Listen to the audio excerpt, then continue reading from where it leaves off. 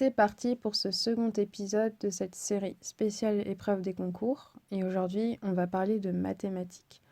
Alors les maths, c'est souvent un peu la bête noire des étudiants qui sont en prépa. Et nous, notre objectif, c'est que vous puissiez atteindre les meilleurs résultats possibles. Sachant que les mathématiques, pour certains concours, c'est une matière qui est fortement coefficientée.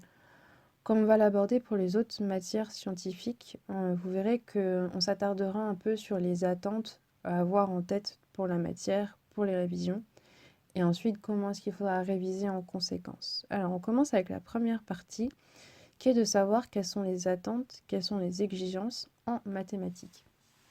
Les attentes pour cette matière, elles vous ont été données par plusieurs choses ou par plusieurs personnes. Déjà, il y a vos enseignants.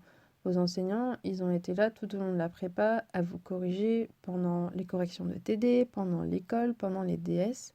Donc c'est important pendant les révisions de retourner voir toutes ces remarques pour éviter de refaire les mêmes erreurs. Autrement dit, il faut prendre un peu son courage à deux mains et aller voir ses fiches de colle, réouvrir ses copies de DS et puis prendre en note toutes les remarques qui auront été faites. Ensuite, les attentes, elles sont aussi données par vous-même, par le niveau d'exigence que vous vous êtes imposé tout au long de la prépa. Et vous verrez que c'est là que ça va porter ses fruits. Ensuite, il y a quelque chose qu'on néglige assez souvent, en tout cas que les étudiants négligent très souvent, c'est les rapports de jury. Alors oui, les rapports de jury, c'est long à lire, mais c'est une vraie mine d'or. Pourquoi? Parce que les rapports de jury, c'est des synthèses sur plusieurs années d'erreurs que les correcteurs ne supportent absolument pas de voir, qui peuvent entraîner du coup une très grosse sanction au niveau de la note. Et on retrouve également là-dedans tous les critères qu'ils recherchent aussi pour attribuer une bonne note à la copie. Donc à ne pas négliger, c'est important le soir de prendre 10, 15, 20 minutes pour aller lire les rapports de jury. On va commencer maintenant la deuxième partie. Donc une fois qu'on a compris les attentes, c'est le moment de commencer à réviser. Alors qu'on se le dise honnêtement, c'est pas possible de revoir l'intégralité du programme de mathématiques sur le peu de semaines qui sont dédiées aux révisions avant les concours. Donc il y a une certaine logique à adapter de manière à éviter toutes les impasses. La première des choses, c'est de faire le bilan des chapitres.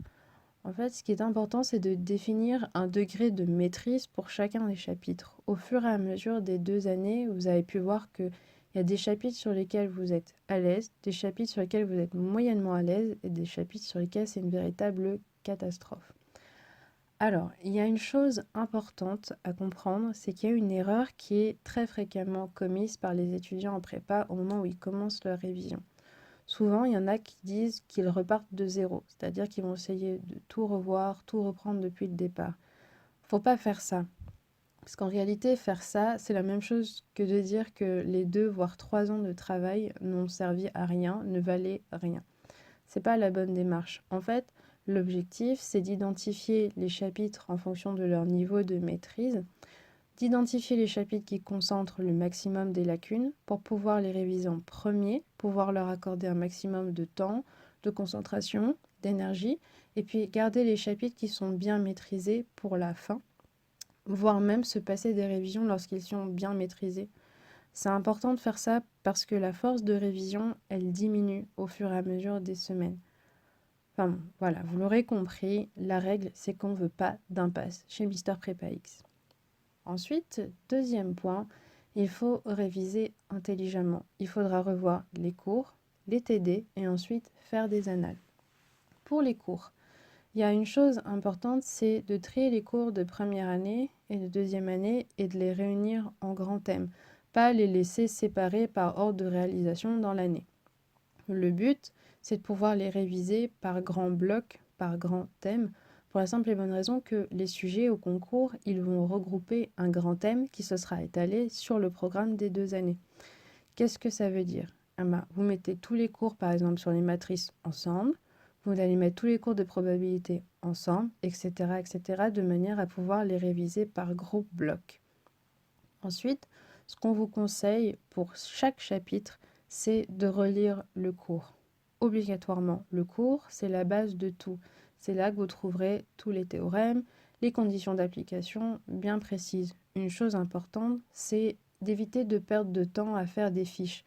En réalité, au moment des révisions, c'est un peu trop tard et surtout, c'est pas le moment de perdre du temps. Ensuite, après les cours, il faut faire les TD. Alors, faire les TD, il faut les faire intelligemment. Vous n'êtes pas obligé de refaire tout le TD.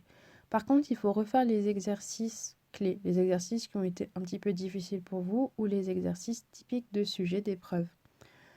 Une chose importante à faire, c'est que quand vous refaites vos TD, faut pas les faire au brouillon avec une rédaction bâclée. Pourquoi? Parce que faut pas se dire que c'est le jour de concours que vous allez vous appliquer à la rédaction. Non, je vous explique, la rédaction, il faut que ce soit quelque chose qui soit automatique, qui se fasse sans réfléchir, parce que comme ça, vous savez que vous n'oubliez rien, des conditions à appliquer, puis surtout, vous gagnez du temps. Le jour des épreuves, c'est pas le moment de perdre 10 minutes à réfléchir sur comment est-ce que vous allez répondre, rédiger la résolution de l'exercice. Enfin, il y a les annales. Alors, au niveau des annales, il faut commencer progressivement, monter en difficulté. C'est-à-dire qu'il ne faut pas commencer direct par un sujet de l'IX ou un sujet de l'ENS. L'idéal, c'est d'essayer pour vous en mathématiques, de faire un sujet par semaine, de préférence avec les chapitres que vous avez revus, de manière à ce que vous puissiez appliquer directement ce que vous venez de réviser. Essayez de vous placer dans les conditions d'épreuve, voilà, au calme, avec un temps imparti pour vous entraîner aussi à aller vite. Et une fois que vous avez terminé, bien, allez voir les rapports de jury pour la correction, pour voir ce qui manque et ce que vous pouvez apporter de plus. Voilà, du coup, c'est la fin de ce second podcast de la série. On espère qu'il vous aura donné de bonnes bases pour pouvoir démarrer sereinement vos révisions et surtout avec assurance.